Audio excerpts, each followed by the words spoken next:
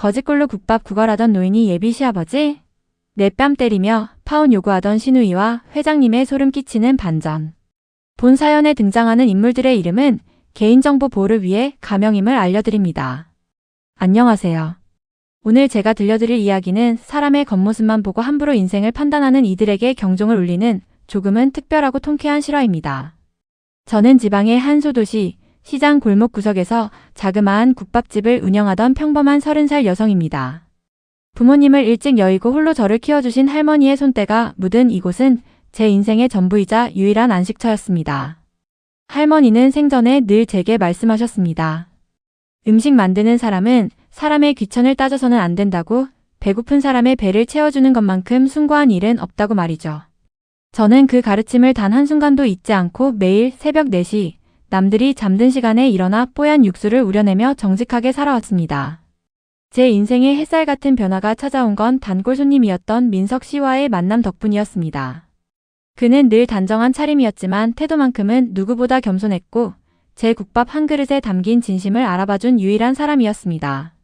하지만 행복도 잠시, 그가 대한민국 서열 안에 드는 대기업 JS그룹의 외아들이라는 사실을 고백했을 때 저는 눈앞이 캄캄해졌습니다. 평범한 시장 상인인 제가 감히 넘볼 수 없는 거대한 벽이 느껴졌기 때문입니다.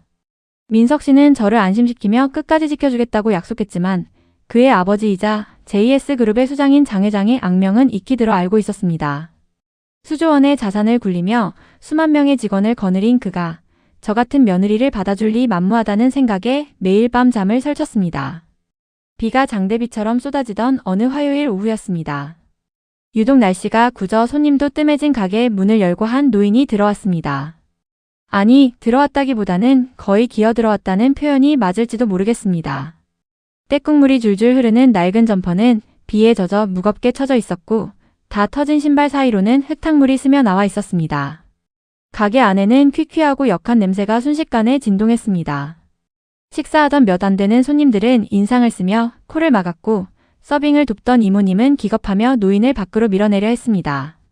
영업에 방해가 되니 당장 나가라고, 돈 없으면 경찰을 부르겠다는 매정한 목소리가 가게를 채웠습니다. 하지만 저는 그 노인의 눈망울을 본 순간 도저히 외면할 수가 없었습니다. 초라한 행색과 달리 노인의 눈빛은 무언가 깊은 사연을 담은 듯 형형하게 빛나고 있었고 덜덜 떨리는 손으로 문설주를 잡은 그 가련한 모습이 돌아가신 제 할아버지를 떠올리게 했습니다. 저는 이모님의 만류를 뿌리치고 노인을 가게에서 가장 따뜻하고 아늑한 안쪽 자리로 안내했습니다. 그리고 주방으로 달려가 그날 가장 정성 들여 삶은 고기를 듬뿍 넣고 팔팔 끓인 국밥 한 그릇을 차려냈습니다. 거기에 갓 담근 아삭한 겉절이와 따뜻한 보리차까지 곁들여 대접했죠. 노인은 허겁지겁 국밥을 들이켰고 저는 그 옆에 앉아 마른 수건으로 노인의 젖은 머리와 어깨를 조심스레 닦아드렸습니다. 체하실지 모르니 천천히 드시라는 제 말에 노인은 숟가락을 잠시 멈추고 저를 빤히 쳐다보았습니다. 돈은 걱정하지 마시라고, 오늘은 제가 대접하는 것이니 편히 쉬다 가시라는 제 진심 어린 말에 노인의 눈가가 미세하게 떨리는 것을 보았습니다.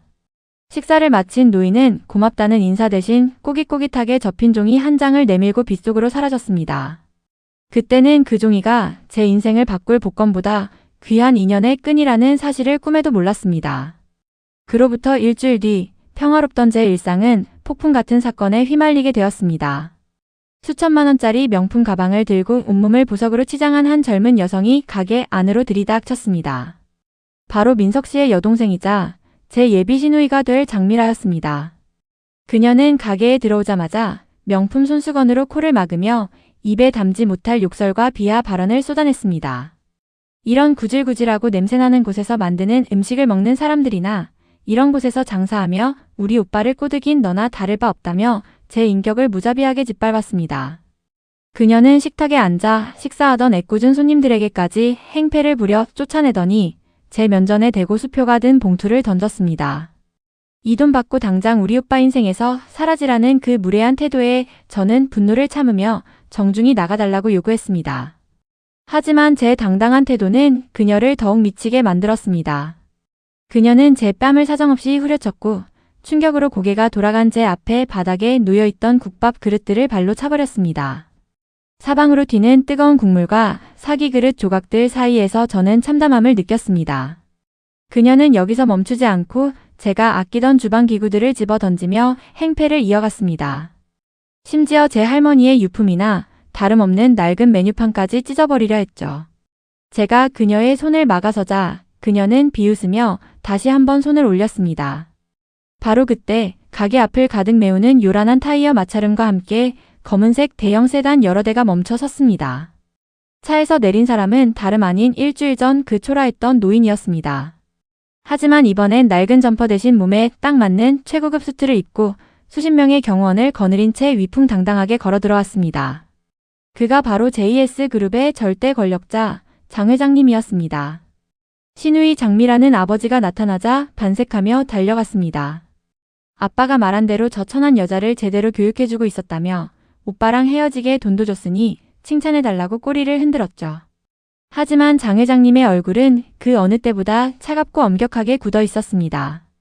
회장님은 자신의 딸이 제게 휘두른 폭언과 폭행의 흔적을 하나하나 살피시더니 조용하지만 서슬퍼런 목소리로 명령했습니다.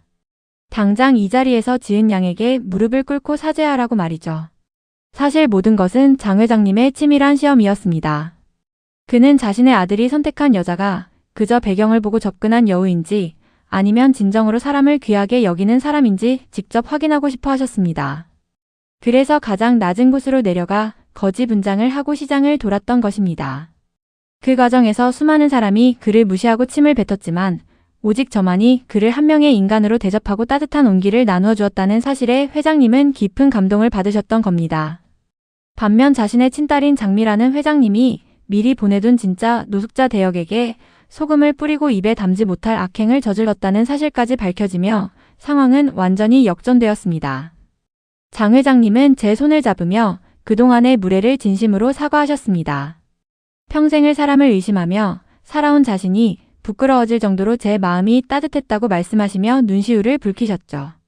그리고 그 자리에서 딸 장미라에게 선언하셨습니다. 오늘부로 너의 모든 경제적 지원과 권한을 박탈하겠다고 말입니다. 콧대 눕던 신우이는 그 자리에서 모든 신용카드가 정지되었고 고급 외제차 키까지 뺏긴 채 경호원들에게 끌려 나갔습니다. 회장님은 제 국밥 레시피를 바탕으로 한 대규모 사회공헌 사업과 글로벌 프랜차이즈 운영권을 제게 맡기기로 하셨습니다. 제가 자라온 이 시장 골목을 통째로 매입하여 가난하지만 꿈이 있는 청년 요리사들이 마음껏 도전할 수 있는 거대한 나눔의 장으로 변모시키겠다는 약속도 덧붙이셨습니다. 저는 민석 씨와 수많은 사람의 진심 어린 축복 속에서 화려한 결혼식을 올렸습니다. 예전에 저라면 꿈도 꾸지 못했을 호화로운 생활이 펼쳐졌지만 저는 여전히 화려한 이사장실보다는 앞치마를 두르고 땀 흘리는 현장을 더 좋아합니다. 가끔은 제가 운영하는 무료 급식소에서 예전의 거만함을 버리고 식판을 닦으며 참회하고 있는 신우이를 마주치기도 합니다. 그녀는 이제야 자신이 무시했던 사람들의 노고와 따뜻한 밥 한 끼의 무게를 배우고 있습니다. 사람의 진정한 가치는 겉에 두른 명품이나 통장의 잔고가 아니라 타인의 고통을 외면하지 않는 측은지심과 따뜻한 손길에서 나온다는 것을 저는 매일 몸소 느끼고 있습니다. 제 이야기가 누군가에게는 가슴 뻥 뚫리는 사이다 같은 통쾌함을 또 누군가에게는 잊고 살았던 사람 사이의 온기를 전해주었길 바랍니다.